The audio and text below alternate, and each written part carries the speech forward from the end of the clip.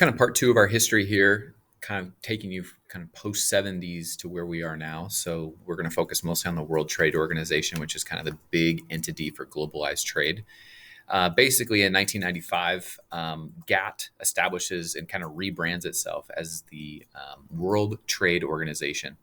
And this creates a membership of 136 members.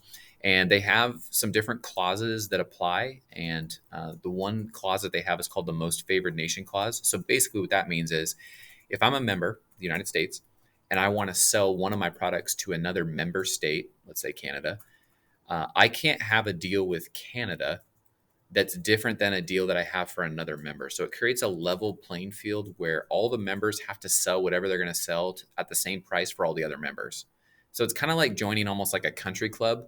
Once you're in the club, you get the rights and benefits. There's not like different levels of policies for different members. That's called the Most Favored Nations Clause. And it's supposed to incentivize countries to want to join.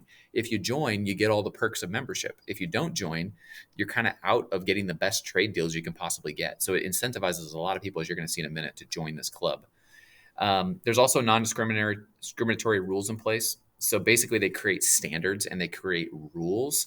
And if another country violates a trade policy, the WTO becomes kind of the arbiter or the judge, and different countries might like sue each other, take each other to court, kind of a thing, and the WTO would make a decision on whether or not the case has merit. And we'll show you some examples of that here in just a minute.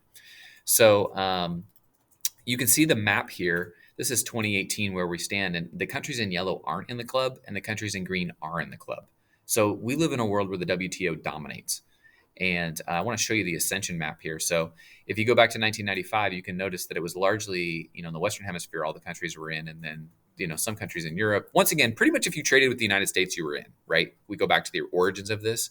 But you'll notice there are some notable exceptions, including pretty much the entire former Soviet Union, because it had not yet fully dissolved. And then you also have China.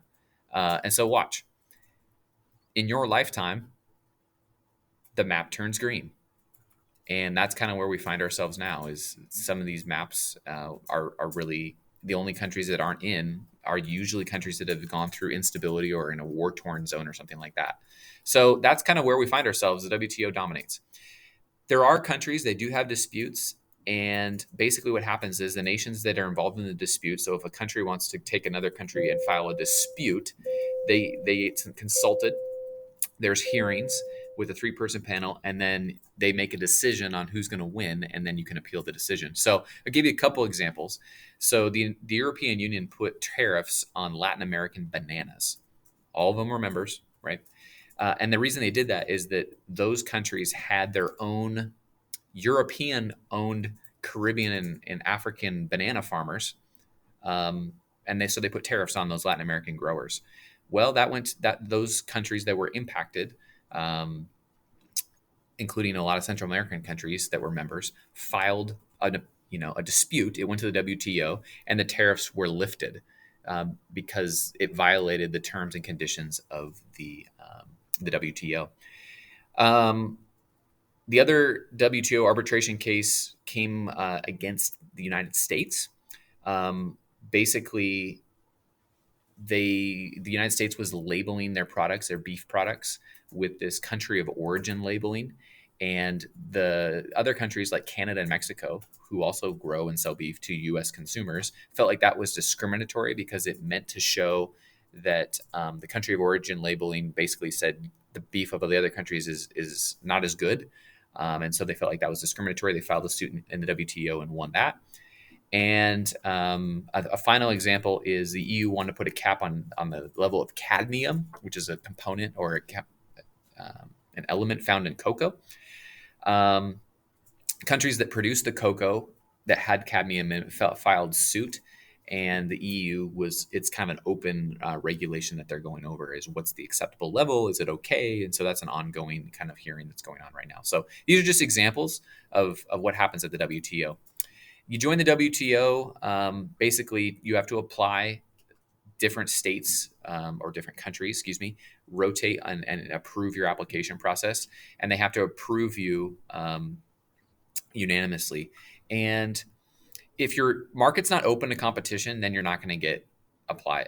That's how you're basically going to lock yourself out of the WTO. If they look at the way your market's structured and the way that their standards are, and you can't meet those, then they're not going to let you in. But most countries, even countries that we have questionable ethics and morals, they get in because their markets are open for business. And there are criticisms. A lot of countries don't like the WTO, and the WTO doesn't side with them. So if your country loses a dispute, you often criticize, oh, the WTO, they're a bunch of, well, you don't say that if they side with you, right? So it's open because it violates what a country wants to do in its own self-interest, because it's creating international order. Some countries will claim that the trade policies are unfair because they suffer the consequence. A couple other ones is, in some countries, because of the nature of markets, they don't feel like the WTO has been very strict on the environment and the environmental laws. And that's mostly a US and European criticism, that they have tougher laws than like developing or middle income countries. And that the WTO sometimes sides with those countries because they're seen as not having the capability to have those high standards, and they feel like they lose out on disputes with products. So these are just criticisms of the WTO. There's also positives, but once again, the big takeaway is you live in a world with the WTO.